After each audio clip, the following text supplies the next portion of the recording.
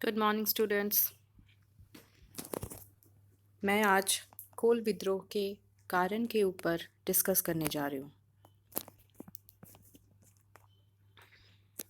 सबसे पहले मैं यह बताना चाहूँगी कि जो कोल विद्रोह है वो झारखंड में 1831 से 32 ईस्वी के बीच हुआ है। और यह बहुत बड़ी बात है कि भारत का जो बड़ा विद्रोह है 1857 का विद्रोह, उसके पूर्व ही झारखंड में कई विद्रोह हुए और इसकी शुरुआत तभी हो गई थी जब झारखंड में अंग्रेज़ों का प्रवेश हुआ है।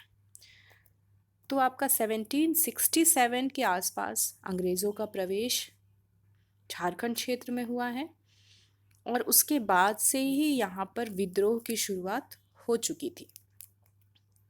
1857 के पूर्व कई विद्रोहों में 3 प्रमुख विद्रोह थे। एक है कोल विद्रोह, दूसरा है भूमिज और तीसरा है संथाल विद्रोह। कोल विद्रोह जो है आपका, जो क्षेत्र है उसका झारखंड का, वह है छोटा नागपुर खास, सिंहभूम, पलामू तथा मानभूम। यहाँ की जनजातियों ने खुलकर अंग्रेज़ों का विरोध किया है, बाहरी लोगों का विरोध किया है। अब मैं बात करूँगी विद्रोह के कारण के। सबसे पहली बात तो कि एक ओपन चैलेंज था अंग्रेज़ों के लिए।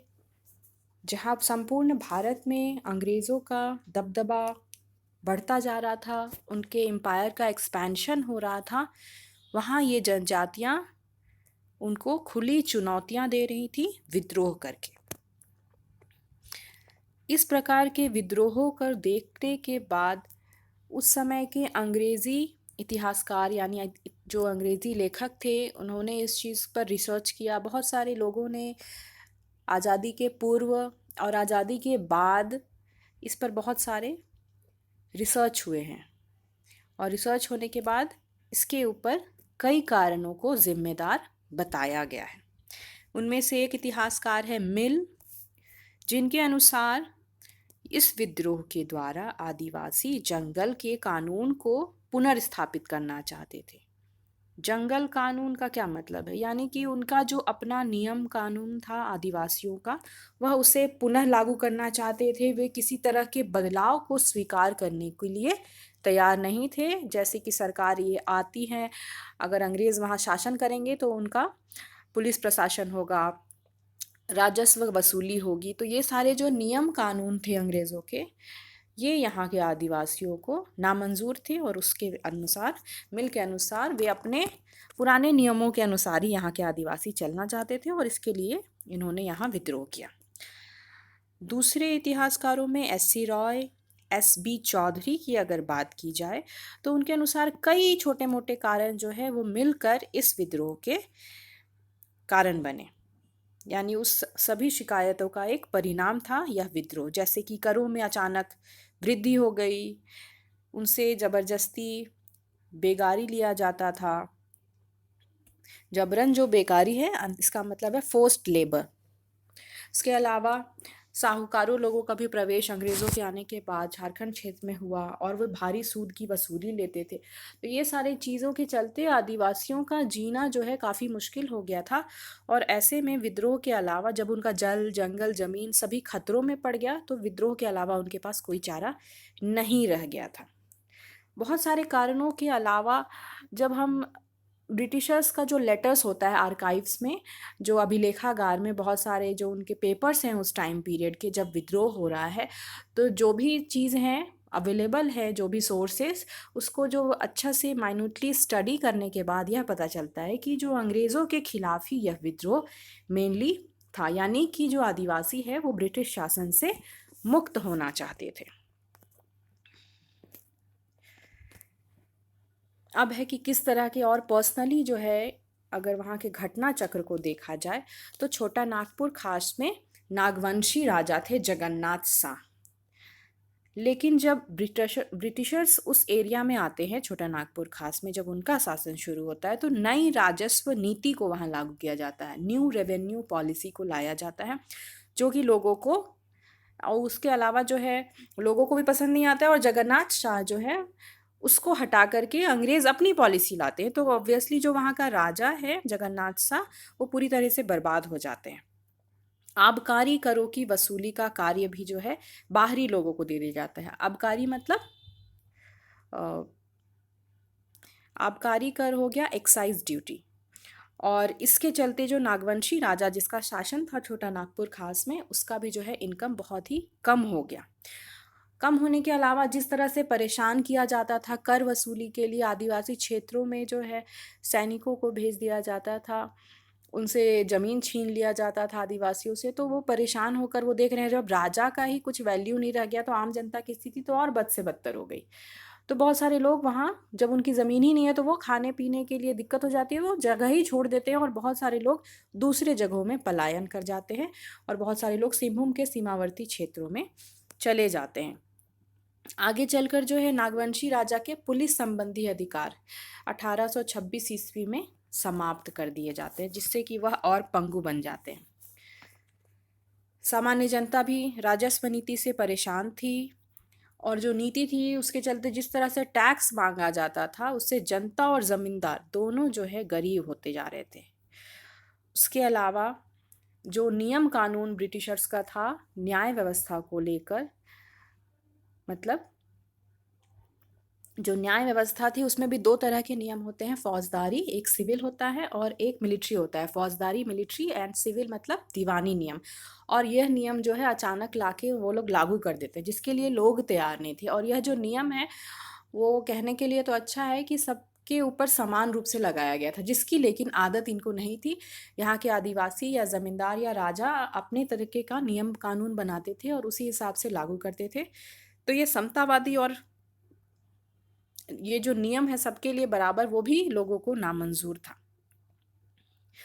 अंग्रेजों के प्रवेश के साथ ही बाहरी लोगों का प्रवेश बढ़ जाता है। ऐसे तो छोटा नागपुर क्षेत्र में या झारखंड क्षेत्र में बाहरी लोगों का प्रवेश तो पहले से होता रहा है, लेकिन अभी तक जमीन जो है या पैतृक भूमि से आदिवासियों को वंचित नहीं किया जाता था। लेकिन धीरे धीरे जब है अंग्रेजों के काल में इस तरह की स्थिति भी आ गई कि उनकी पैतृक भूमि भी आदिवासियों की छीनी जाने लगी थी, जो कि सबसे बड़ा कारण ये बोला जा सकता है कि जब उनका ज़मीन ही ले लिया गया तो वो कहाँ से खाएंगे, है ना।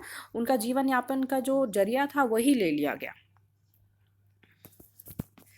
आगे ब्लंट एक इतिहासकार हैं, उनके अनुसार कि छोटा नागपुर जो क्षेत्र है उसमें बंगाल रेगुलेशन को लागू ही नहीं करना चाहिए था। यानी एक बहुत बड़ी भूल थी सरकार की कि जो बंगाल रेगुलेशन जो एरिया है, अब बंगाल एरिया जो है आपका फर्टाइल एरिया है, वो एक मैदानी इलाका है जहाँ पर खेती भी अच्छे से होती है, नदी वाला एरिया है। और आपका जो झारखंड का एरिया है ये पठारी एरिया है। एरिया इस तरह का है कि यहाँ पर बहुत ज़्यादा खेती या बहुत फर्टाइल भूमि नहीं है, ये तो आपका माइंस वाला एरिया है।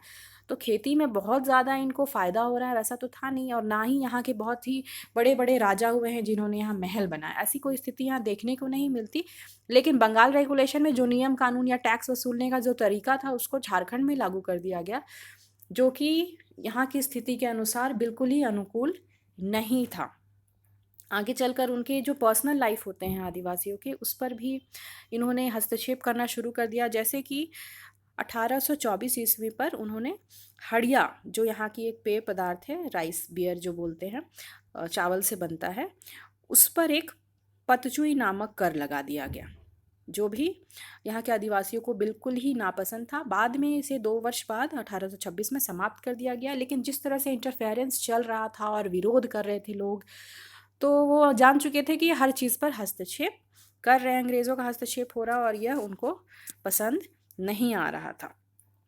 अब अगर छोटा नागपुर खास के बाद पलामू क्षेत्र की बात की जाए तो वहाँ पर दो जनजातियाँ प्रमुख थी, चेर तथा खरवार। ये लोग भी इस विद्रोह में शामिल हुए। नॉर्मली जो कारण पहले छोटा नागपुर खास में था उसी तरह के कारण यहाँ भी थे। यहाँ भी कृषि और राजस्व से संबंधित कारण जो थे प्रमुख थे। वहाँ भी जो चूड़ामन राय थे, वहाँ के राजा चेरो राजा, उसको हटाया गया था। घनश्याम सिंह को ज़बरदस्ती अंग्रेज़ों ने लोगों के विरुद्ध शासन पर बैठाया था। उसके बाद उसने भले ही दोबारा चूड़ामन राय को राजा बनाया, लेकिन चेर और खरवार इस चीज़ को या इस घटनाओं को भूल नहीं पा रहे थे।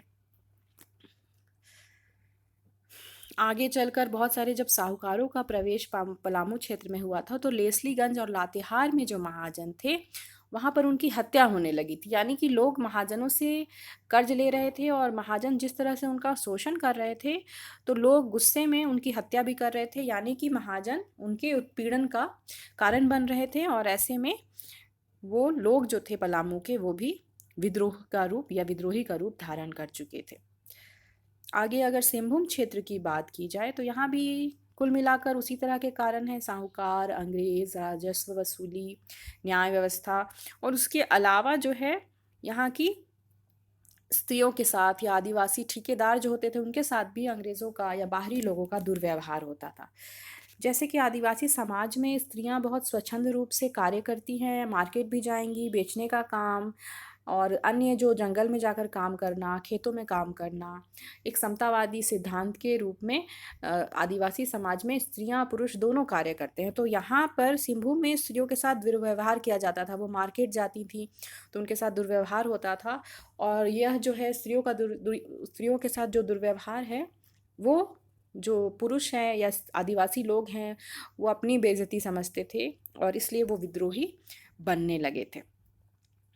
उत्तरी सिंहभूम के पोरहाट, खरसावां तथा सरायकेला के राजाओं में भी आपसी मतभेद था जिसके चलते विद्रोह को प्रोत्साहन मिला।